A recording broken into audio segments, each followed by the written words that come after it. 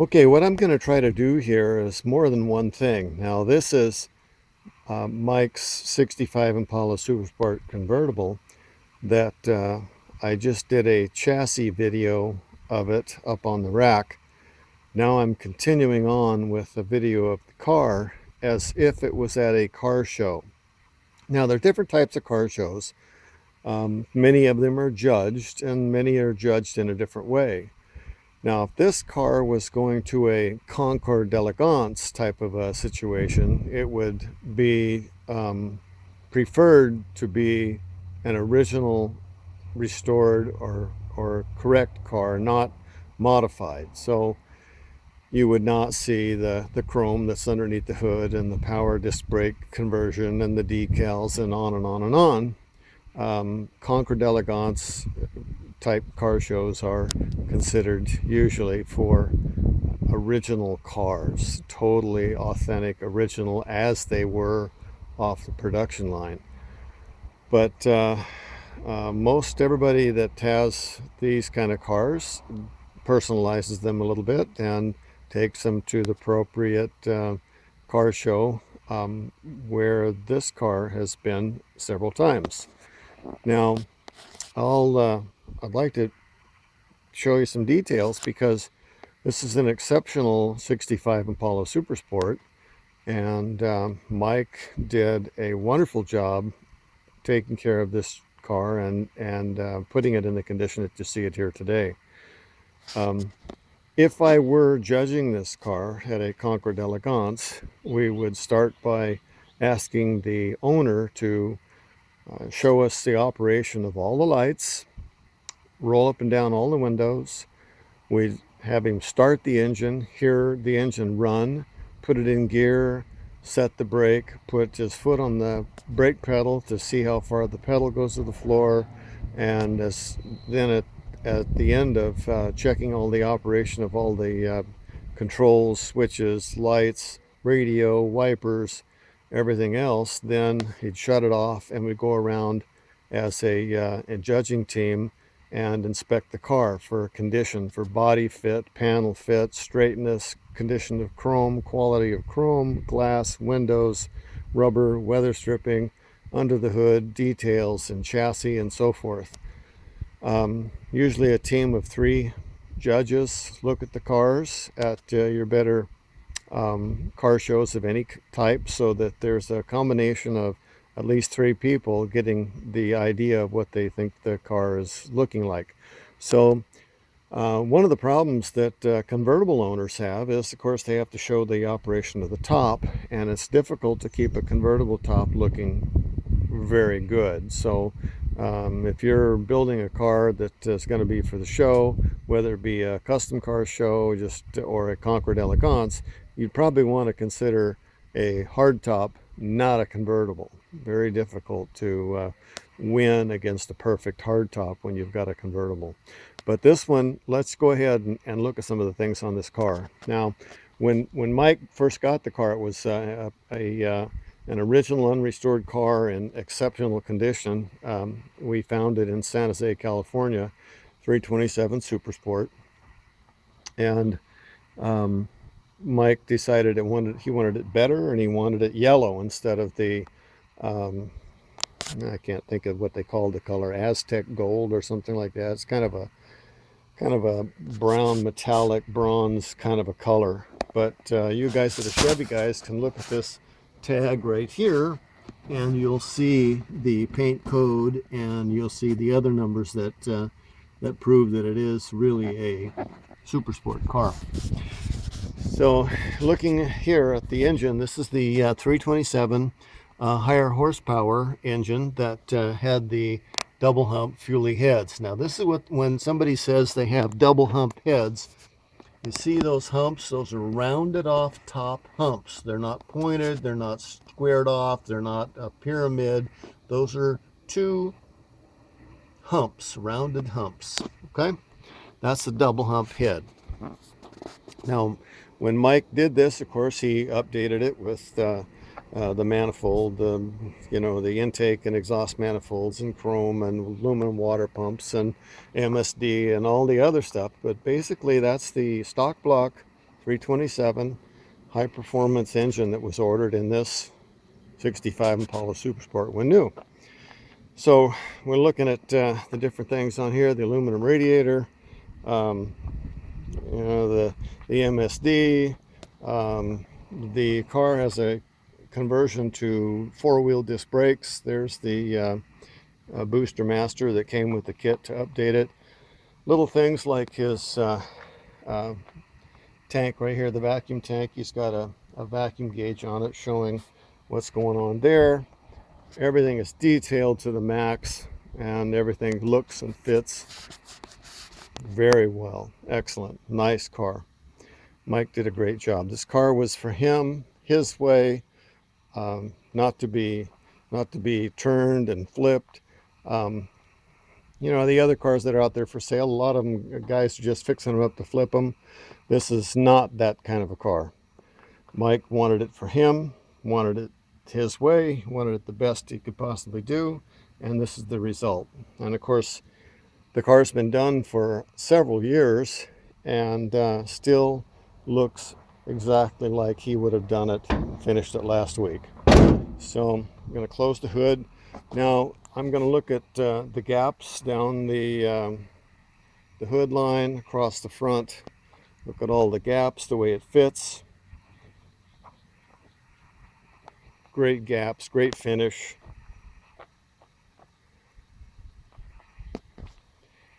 Again, this is one of the things we'd be looking at if we're judging the car at a Concours d'Elegance. So we're going to walk around the car a little bit here. We're going to look at the grille, the trim, how everything fits, the anodized aluminum, the condition of that, the condition of the lenses. If we were looking at an original correct car, of course we look at the headlights to see if they were the T3 original style. They're not on this car. Of course, they're all halogen replacements. And then down the line at the fit of everything again, this has got the Corvette rally wheels, the 8-inch 8x15s with the Goodyear radial TAs. Going down the side of the car and going to look and see how straight this car is. There's no waves, there's no dings. All the fit of the door gaps, excellent. Rubber weather strip, the glass. Let's see, if we really were getting picky, I'd look up here and look at the bug in the glass there. They call that a bug. It's got a date code and shows what it is, the LOF safety plate. We'd look at all the glass to see if it was correct. Again, look at the door gaps, the rubber in the windows, the fit around the top. The convertible top has to come back over and cover the rubber weather strip just about like that so you don't see it. If the top shrinks, you'll start to see this rubber. The top will be pulled up here and expose the rubber weather strip. So we'll go back here and look at the back window. If I was going to pick the car apart, I'd say this right here is a problem. The original convertible top back windows would have had a vinyl strip here, and then, you know, a matching strip with the same color top material, canvas or whatever it is, would be here, and then the vinyl clear the rest of the way up. So almost every convertible top shop cheats and puts the clear vinyl all the way down to the bottom. That's not correct for a Concours car. So we're going to go back around the other side of the car here in a minute, but you're going to look at the headlight or the tail light bezels and the lenses to see that they're bright red. The SS emblems and everything back here. This car has the optional bumper guards, of course. You know, that's part of the deal. There's the original convertible top boot in there. Again, like I say, the cars are judged in the shows with the top up, not top down, at Concours d'Elegance type shows. And the fire extinguishers are required at most all car shows to show that you've got it. And the Concours situation, the fire extinguisher is usually placed in front of the left front tire on the ground so that you can see that it's got one. Mike's original steering wheel is right there. So, okay, we're gonna close the trunk and check the fit here. Notice the chrome tips on the dual exhaust. Going to go down the side of the car again, looking at how straight the side of the car is. No ripples, no waves. Everything fits like it's supposed to. The convertible top comes over the corners of the glass like it's supposed to. Everything fits really well. Okay, let's see now. Inside the car, we're going to go in here and look at things here. We're going to look at in a car show at the condition of the pedals, the dash pad. Now I took the dash top protector off the car and took the floor mats out of the car, because when you're judging, you want to see the carpets. You don't want to see any floor mats covering up carpets. So the carpet, floor mats, and the dash pad cover all been removed. Okay, now the car still has the original Chevrolet seat belts. They're correct for this car. Mike added a nice set of gauges in there and a tack in the console. It has the stock manifold vacuum gauge that the Super Sports would have, and he put in a late model stereo. And the original radio was in a box in the trunk. But again, this is a custom. We're not doing a concourse car show. At the concourse show, we're going to be looking at all the lenses, the lights, the seats, the carpets.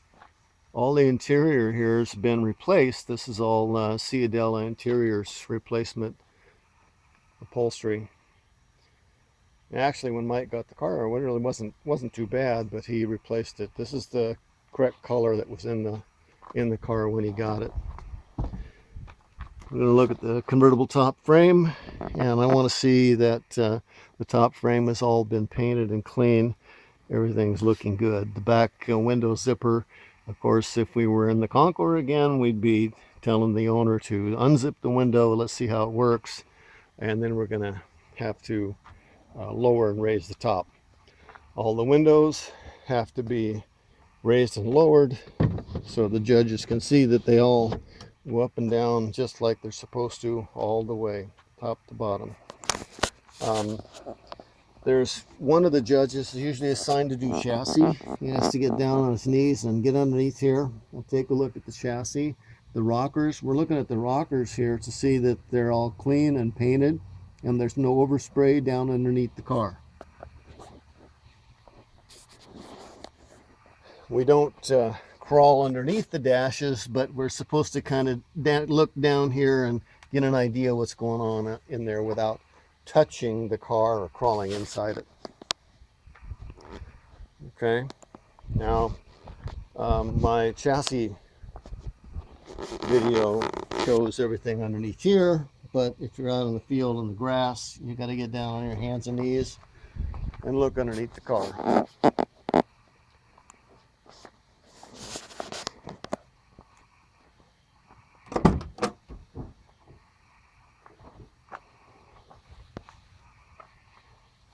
You know, you can see inside, way down inside the fender well areas in this car, that everything is painted back in there. Nicely done. Good job, Mike.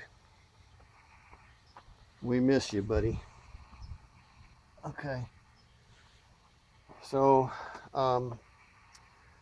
there you go.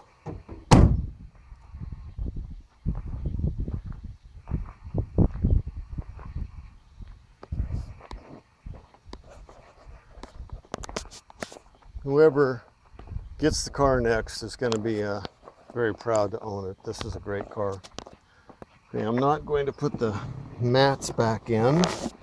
I'm gonna get in here and close the door and do my one-handed road test. I'm not gonna lower the top.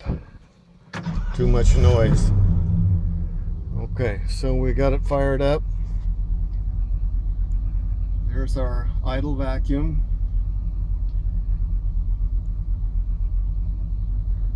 We're idling at about 900, something like that. And we have about 30 pounds, well, a little more than 30 at idle.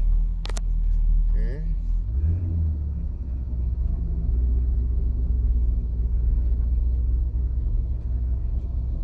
I'm gonna watch the gauges here as I pull out, then I'll move the camera up around a little bit after I get rolling a little bit here.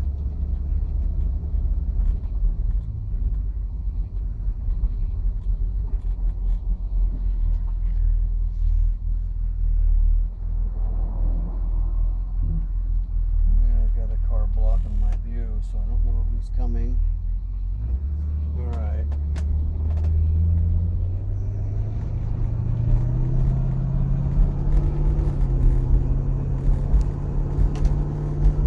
Gauge is coming up.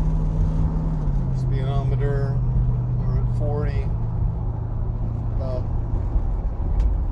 1800 RPM. 45. Let's get around the corner here a little bit and see what kind of RPM we have at around 50. Okay. 12 bolt rear end. I don't know what the ratio is. I think the ratio's in the notes, and I should have had a shot of the notes when we were doing the chassis, but I didn't pull them out. But we've got all the records, lots of notes. There we go. 55 miles an hour, about 2200. Okay, so give you an idea. Probably what, 23 to 2500 RPM at 65, 70 miles an hour is probably what you'd probably see with cruising down the freeway. So I'm going to pull over here and finish the video. The odometer 171.50. I would imagine that that's 171.50. I don't know. I think that in the notes, there's probably notes what the odometer reading was when we found the car in 1991. I have to look at that and check and see. But to me, when a car is completely redone, the engine, transmission's rebuilt, rear end, chassis, everything is done, the odometer reading doesn't mean a whole lot. What really means a lot is the quality of the work, the records that go with the work, and who it was that did the car. Mike spent his time and did his homework to make sure that he was doing things the right way, to make the decisions that he wanted to make this car the best he could. And this is the result. I really hope that we'll find somebody that understands how important this car was to him, and that they'll be willing to step up and say, I'll take care of that car, I'd be proud to have it. So there you go. Mike's 65 Impala Super Sport convertible. Hope you liked the video.